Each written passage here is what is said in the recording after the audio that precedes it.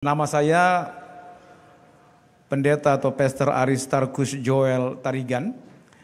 Ya, saya biasa dipanggil Pak Aris, tapi saya lebih suka dipanggil Pak Tarigan karena Tarigan artinya tampan, riang, ganteng. Oke ya, next slide. Klik aja 2 kali. Next slide. Ya, istri saya ada 3 anaknya. Sudah besar-besar semua. Kami dua-duanya melayani dan anak-anak juga bersama-sama kami melayani. Klik lagi. Dan kami sangat unik pelayanannya di Jakarta. Bisa diklik sekali. Karena clicker saya nggak jalan nih. Next slide please. Oke, klik lagi. Ya, hari ini saya sedang dipercaya menjadi ketua umum di Jaringan Nasional. Selain saya juga mengembalakan gereja. Nah, Bapak Ibu, kami dulu dua-duanya dari dunia sekuler. Saya background sarjana hukum. Lama saya bekerja di Batu Baterai Energizer. Dan saya 2001 Februari tinggalkan pekerjaan, lalu full melayani. Dan istri saya malah 2 tahun sebelum saya, dia duluan melayani. Jadi gereja yang kami gembalakan hari ini unik. Kenapa? Karena semua jemaat-jemaat itu tinggal di daerah kumuh. Klik. Dan beginilah tipikal mereka tinggal ya. Tapi saya nggak tahu kenapa Tuhan bawa hati kami amat luar biasa ke tempat itu. Dan hari ini kami menggembalakan kecil-kecil gerejanya. Klik yang pertama. Kami ini ada di daerah Koja Semper. Sama semua jemaatnya itu jemaat-jemaat orang-orang kumuh yang kami layanin. Yang datang kepada Tuhan. Lalu yang kedua. Ini gereja kami buka daerah Cakung, Jakarta Timur. Sama juga ini juga daerah kumuh semuanya. Dan ini tempat sudah kami yang punya. Artinya Tuhan sudah berikan kepada kami. Yang pertama tadi kami masih sewa gitu ya. Nah yang ketiga ini gereja di Cempaka Putih. Tapi kalaupun di Cempaka Putih, jemaatnya hampir juga orang-orang pinggiran semua yang datang beribadah ke situ, dan tempat ini masih kami sewa. Dan yang keempat, kami punya pelayanan daerah Bekasi. Kami buka gereja di pinggiran, di kampung orang-orang Muslim, orang-orang kumuh juga. Dan luar biasanya, kiri kanan muka tangga belakang itu orang-orang Muslim. Tetapi kami setiap ibadah di sana, setiap minggu dijaga sama Pak RT. RT-nya Muslim. Kenapa? Karena keluarga ini dekat sekali dengan lingkungan, sangat menjadi berkat, dan kami malah disuruh beribadah di sini. Bayangkan kiri kanan kami, depan belakang kami orang-orang Muslim semuanya, tapi kami bebas beribadah di tempat ini. Dan klik lagi. Nah, di dalam pelayanan kami juga membuat TK gratis di tengah-tengah lingkungan orang kumuh. Nah, makanya kami sangat bebas melayani. Dan hari ini kami punya anak 60 dan separuh anak itu orang-orang Madura, orang Betawi, orang Muslim. Dan mereka tahu gereja yang melakukannya. Klik lagi. Jadi ini suasana di tempat kami, suasana wisudanya. Klik lagi. Dan di tempat ini juga di tengah minggu kami buat ibadah. Jadi semua bangku-bangku TK dikeluarin tengah minggu, teriak-teriak di sini nggak jadi masalah. Dan tidak hanya itu, kalau ada jemaat yang meninggal, klik lagi. Di tempat ini pun menjadi funeral house. Jadi rumah duka. Kenapa? Karena jemaat tidak akan pernah sanggup menyewa rumah duka di Jakarta. Mahal sekali. Nah, hari ini saya akan berbicara, itu sekilas tentang pelayanan kami. Saya akan berbicara menjadi pribadi yang unggul. Klik. Dalam perjalanan kita, tidak ada satu janji yang Tuhan berikan tanpa ada badai. Selalu ada badai. Badainya berbentuk atau berbagai jenis. Ada orang mengalami badai guncangan keuangan, guncangan kesehatan, guncangan usaha, dan seterusnya. Tapi untuk menjadi pribadi yang unggul, tentunya itu akan dilatih dan perlu latihan, dan tidak bisa lari daripada latihan yang Tuhan izinkan harus kita lewati. Saya akan baca satu kisah dalam Alkitab bagaimana kita hari ini belajar menjadi pribadi yang unggul. Dari kisah ini, klik berikutnya, ada satu kisah di Alkitab perempuan Kanaan yang hebat. Perempuan Kanaan yang percaya, yang beban hidupnya amat berat. Tapi akhir daripada kehidupan kisah ini, dia mengalami kekuatan, dia mengalami jawaban. Nanti kita akan belajar rahasianya bagaimana kita akan menjadi pribadi yang unggul. Saya akan baca firman Tuhan ini. Dikatakan begini, lalu Yesus pergi dari situ dan menyingkir ke daerah Tirus dan Sidon. Maka datanglah seorang perempuan Kanaan dari daerah itu dan berseru, "Kasihanilah aku ya Tuhan, anak Daud, karena anakku perempuan kerasukan setan dan sangat menderita." Bisa kita imajinasikan, bisa kita bayangkan bagaimana perasaan seorang ibu kalau anaknya seperti ini. Bagaimana perasaan kita kalau sekiranya kita pun dihadapkan dalam berbagai persoalan, mungkin tidak seperti penyakit ini, tapi ada satu keadaan yang tegang di mana kita harus lewati dan tidak bisa dielakkan. Yang menarik adalah tetapi Yesus sama sekali tidak menjawabnya. Mari bayangkan, waktu dia berteriak, "Anak Daud, kasihani aku." Tapi Yesus belum menjawab apa-apa tentang permintaan perempuan ini. Lalu murid-muridnya datang dan meminta kepadanya, "Suruhlah ia pergi. Ia mengikuti kita," dengan berteriak-teriak. Bayangkan, belum mengalami jawaban, bahkan perempuan ini disuruh pergi oleh para murid-murid. Tapi yang menarik adalah, lalu Yesus mulai buka suara di ayat 24. Jawab Yesus, "Aku diutus hanya kepada domba-domba yang hilang dari umat Israel." Dengan kata lain, aku datang bukan kepada orang Kanaan. Aku datang kepada orang Israel yang hilang. Seolah-olah Yesus tidak peduli dengan perasaan ibu yang sedang minta tolong. Tapi yang menarik, pada slide berikutnya dikatakan, tetapi perempuan itu mendekat dan menyembah dia sambil berkata, "Tuhan, tolonglah aku." Waktu dia dikatakan, "Aku hanya kepada Israel yang hilang," dia makin mendekat dan dia bilang, "Tuhan, tolonglah aku." Yang menarik di dalam 26, tetapi Yesus menjawab, "Tidak patut mengambil roti yang disediakan bagi anak-anak dan melemparkannya kepada anjing." Wow, perempuan ini disamakan selevel dengan RW Manado. 27, kata perempuan itu, "Benar Tuhan, namun anjing itu makan remah-remah yang jatuh dari meja tuannya." Ini yang menarik, kita baca bersama-sama. Ayat 28, 1, 2, iya. Maka Yesus menjawab dan berkata kepadanya, "Hai ibu, besar imanmu." Ya, maka apa? "Jadilah kepadamu seperti yang kau kehendaki." Dan seketika itu juga anaknya sembuh. Dari kisah ini kita belajar bagaimana seseorang yang menjadi pribadi yang tangguh, orang yang tangguhan. Masalah tidak akan pernah nggak ada, bahkan masalah sering kita dengar istilah badai pasti betul berlalu, tapi ada lagi badai yang lain. Betul dia berlalu, tapi ada lagi badai yang lain. Saudaraku, yang perlu kita demonstrasikan bagaimana kita supaya menjadi pribadi yang tangguh. Saya belajar 4 hal dari bagian yang kita baca barusan. Yang pertama, mari lihat. Bagaimana kita menjadi pribadi yang tangguh? Nggak ada yang lain. Milikilah tetap keputusan datang kepada Tuhan. Kalaupun hari ini kita masih dihadapkan dengan keadaan yang sukar. Nah, kenapa? Karena keputusanmu datang kepada Tuhan. Itu adalah awal engkau menjadi kuat. Awal ada jawaban. Awal ada terobosan, awal ada kesembuhan, awal ada pemulihan. Kalau nggak datang, bagaimana kita mengalaminya?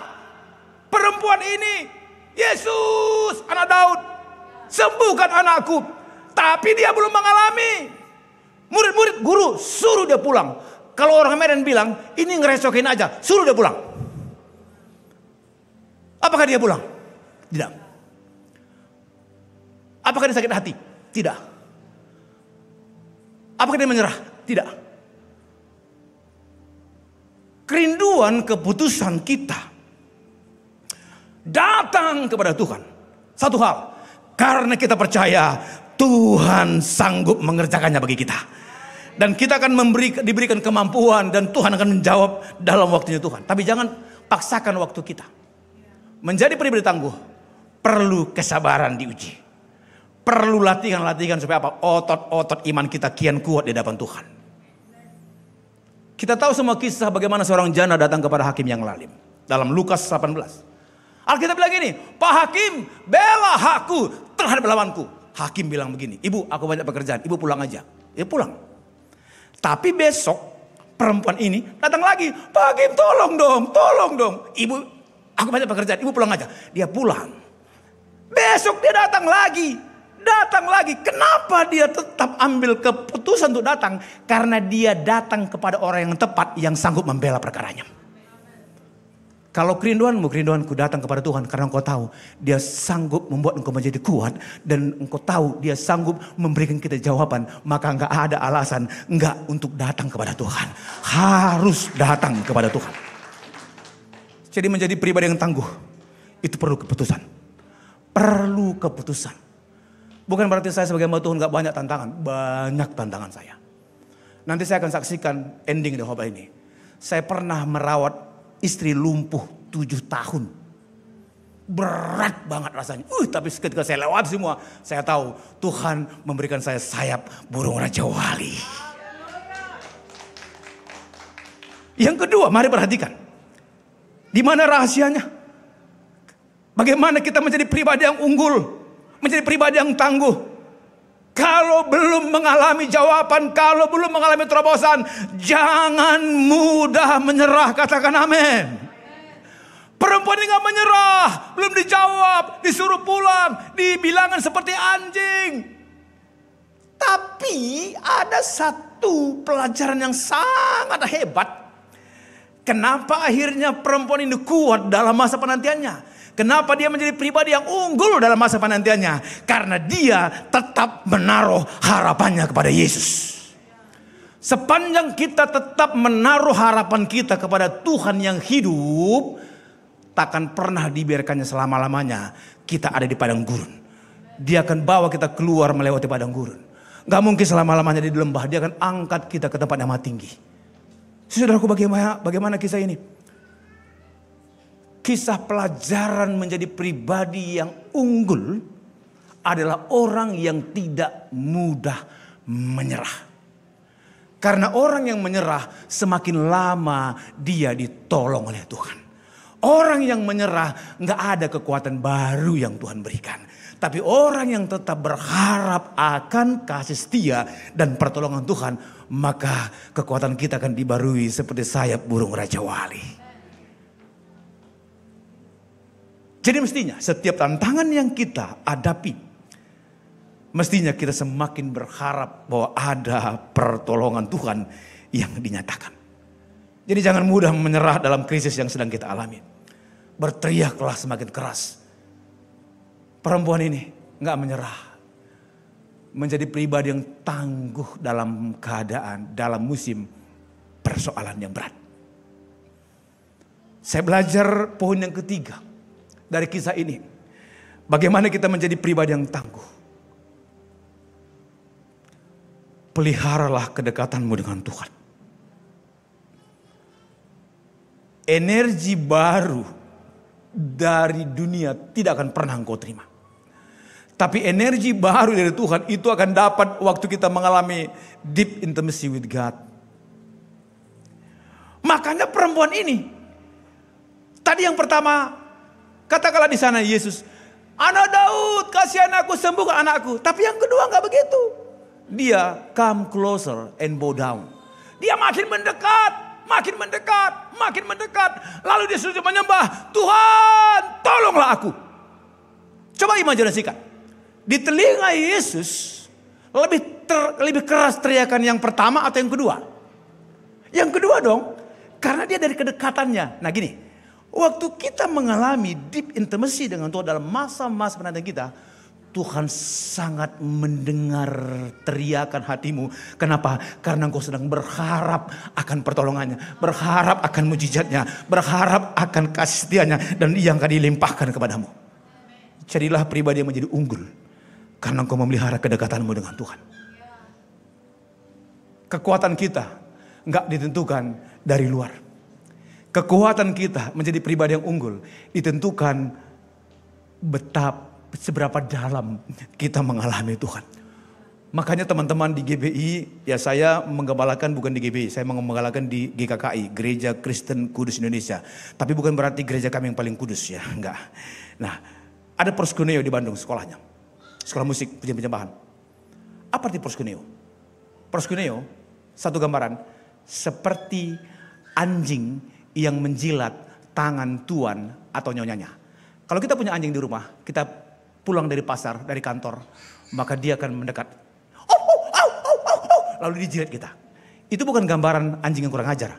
Tapi begitulah dia rindunya dekat dengan tuannya. Dan ketika kepalanya dielus-elus sama Tuhan, ternyata, wah. Saudaraku, waktu saya harus merawat 7 tahun. Lumpuh istri saya. Saya sekali kalau saya menangis sama Tuhan. Saya cerita sama Tuhan, Tuhan, aku masih menantikan. Tuhan tolong aku. Aku seperti merasa dipeluk oleh Tuhan. Merasa dibelai oleh Tuhan. Dan di sanalah kekuatanku untuk tetap berharap kepada Tuhan. Yang keempat, mari lihat. Gimana kita akan mengalami pribadi yang unggul, menjadi unggulan. Mari konsistenlah. Katakan kiri kanan konsisten. Konsisten untuk apa? Meminta dan percaya. Dengan kata lain, doakan terus apa yang kita percayai. Dan percayai apa yang kita doakan. Saya hidup dalam pelayanan doa. Doa artinya engkau sedang terhubung dengan Tuhan. Ku terhubung denganmu, selalu melekat di hatimu. Terus apa katanya? Firman-Mu itulah dasar hidupku, yang berdaulat atasku. Dan orang yang terhubung dengan Tuhan, maka dia berani memperkatakan apa yang dia sedang nantikan dari Tuhan. Karena Alkitab berkata dalam 2 Korintus 4 ayat 13. Namun karena kami memiliki roh iman yang sama. Seperti ada tertulis. Aku percaya, sebab itu aku berkata-kata. Ciri orang yang terhubung dengan Tuhan, dia berani memperkatakan apa yang dia percayai. You have to declare what you believe. And continue to declare.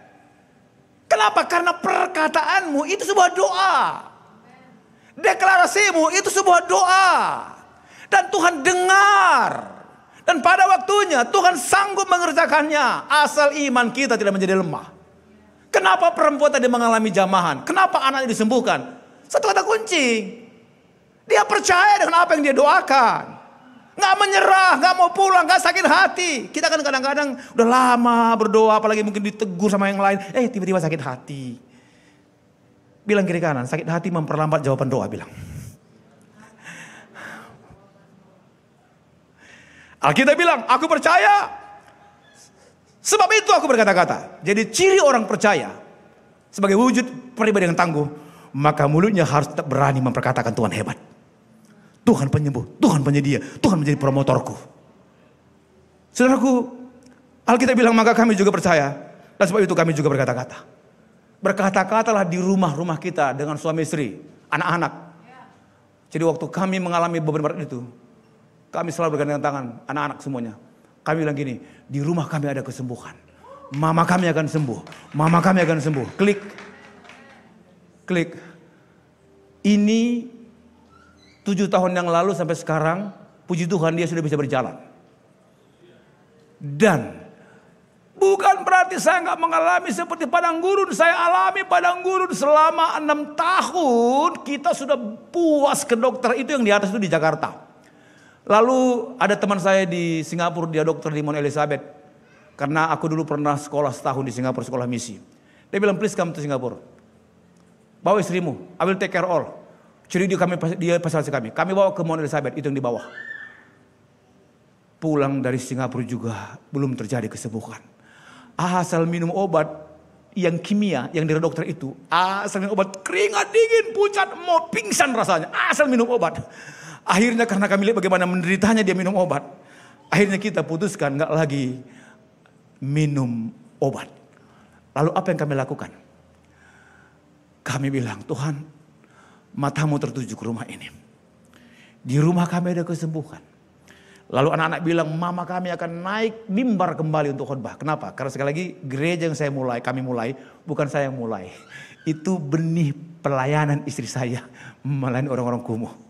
Jadi sekarang pun saya nggak ada, saya di sini. Dia beres semua penggembalaan itu. Ada 3 pendeta muda saya, ya memang beres karena memang dia lebih strong dalam penggembalaannya. Lalu waktu itu anak-anak bilang, terima kasih Tuhan. Sebentar lagi mama kami lihat dia akan berjalan kembali. 6 tahun. Pernah 3 bulan Bapak Ibu. 3 bulan berturut-turut. Nggak bisa lagi bergerak. Semuanya di tempat tidur. Obat nggak lagi menolong. Ke dokter pun nggak lagi. Kenapa? Karena semua kita menyerah. Tapi setiap hari, dan luar biasanya, satu waktu 6 tahun perjalanan, istri saya dengar satu khotbah lewat YouTube. Si pengkhotbah juga pernah lama sekali sakit dan dia sembuh. Lalu si pengkhotbah bilang begini, kalau engkau percaya Yesus sudah kerjakan kesembuhan di kayu salib itu, mari rebut, mari ambil, bahwa itu pun menjadi bagianmu, itu hakmu. Dan dia bilang, kalau belum sembuh nggak apa-apa, tapi besok ketika engkau bangun, perkatakan lagi bahwa Tuhan sudah menyembuhkan dan engkau akan menerima kesembuhan. Jadi tiap hari istri saya mulai melatih perkataannya, mulai melatih imannya. Dia bilang gini, hai saraf-saraf di kaki yang tidak berfungsi, bekerjalah, bekerjalah.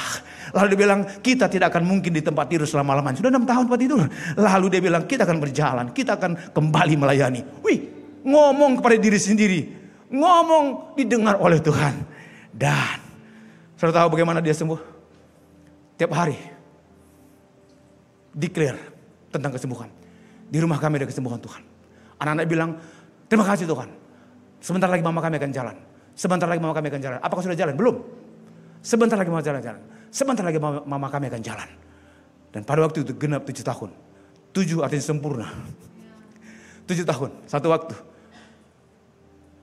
Pagi hari. Biasa duduk, dibantu duduk. Karena itu berat badannya tinggal 48. Maaf cakap, kalau dibuka bajunya, tulang semua.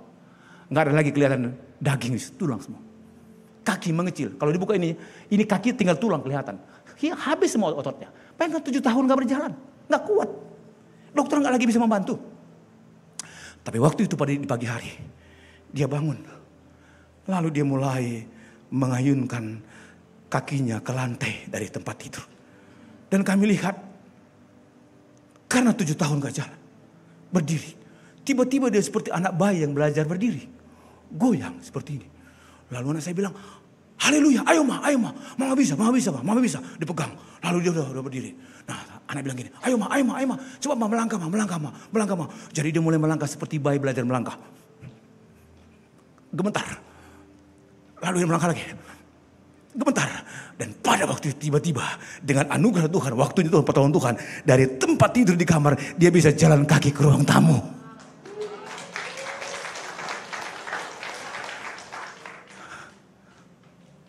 Perkataanmu, deklarasimu, itu sebuah doa. Kalau ingin menjadi yang tangguh, 100% lah percaya kepada Tuhan. Kalau percaya, ngomonglah. Ngomong. Declare, proclaim.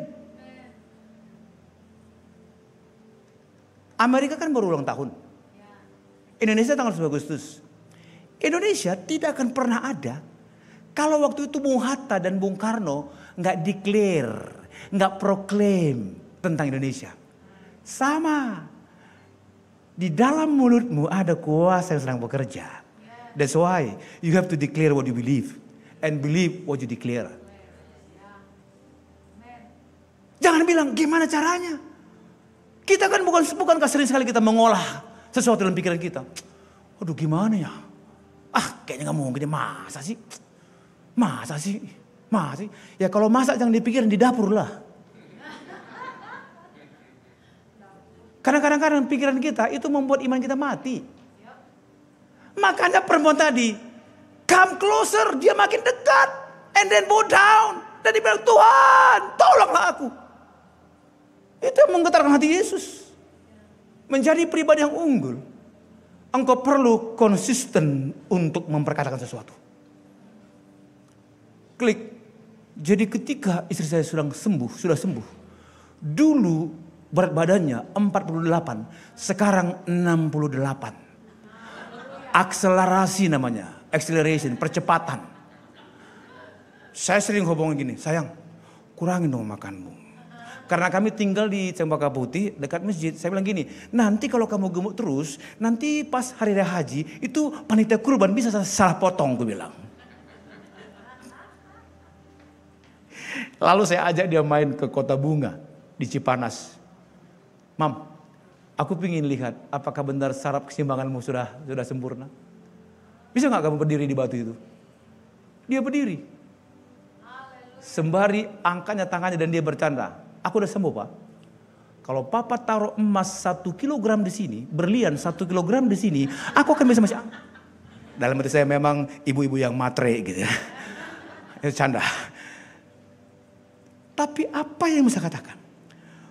Untuk pribadi yang tangguh, kita perlu latihan. Di mana latihan kita? Dalam persoalan. Makanya jangan mau kalah.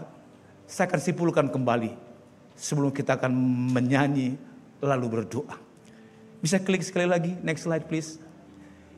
Jadi menjadi pribadi yang unggul, yang tangguh. Ayo belajar daripada firman Tuhan ini. Miliki keputusan untuk datang kepada Tuhan sekalipun belum mengalami jawaban. Amin. Yang kedua bilang kiri kanan, jangan mudah menyerah.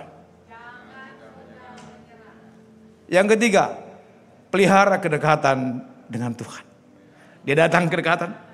Dia datang mendekat, menyembah. Tuhan tolong aku. Itu teriakannya itu. Kenapa Yesus memuji iman perempuan ini? Yang keempat, konsisten. Gak mau pulang dia, gak mau menyerah, gak mau sakit hati. Orang dibilangin aku hanya untuk orang Israel, kamu seperti anjing. Ya enggak dia bilang gini, kalau benar-benar gue anjing, apa sih ya, ku gigit lu, gak gitu. Tapi dia benar Tuhan. Tapi kan anjing makan remah-remah yang jatuh dari meja tuannya. Itu berbicara mengenai kerendahan hati. Bahwa apapun kata orang tentang kita, tetaplah berharap kepada Tuhan. Karena Tuhan yang menjadi pembelamu. Tuhan akan menjadi jawabanmu. Tuhan akan sanggup memberikan promosi dalam kehidupanmu. Saya jujur Bapak Ibu. 4 gereja yang kami gembalakan orang-orang miskin, orang kumuh. Sampai hari ini saya melatih perkataan saya. Kalau persembahannya nggak cukup untuk operasional. 2 gedung masih saya harus bayar setiap bulan. 3 pendeta muda saya kasih PK. 5 guru TK saya. 3 saya subsidi, 2 ada orang yang subsidi. Itu aja kan banyak gitu ya. Tapi saya begini, Tuhan kalau engkau manggil kami, pelayanan ini bukan milikku tapi milikmu, maka engkau menjadi provider. Engkau menjadi penyedia. Buktinya masih berjalan kok sampai dengan hari ini. Bahkan kadang-kadang orang pikir saya banyak banget uang. Sering keluar negeri gitu ya. Saya bukan hanya ke Amerika gitu. Karena saya ketua JDN juga saya banyak traveling gitu ya. Tapi saya bersyukur karena ada tim pengembalaan. Jadi saya tinggalin pun plan itu jalan gitu. Tapi saya latih mulut saya. Kenapa? Karena saya tahu. Perkataan saya adalah sebuah deklarasi di hadapan Tuhan. Dan Tuhan melakukan itu. Amin.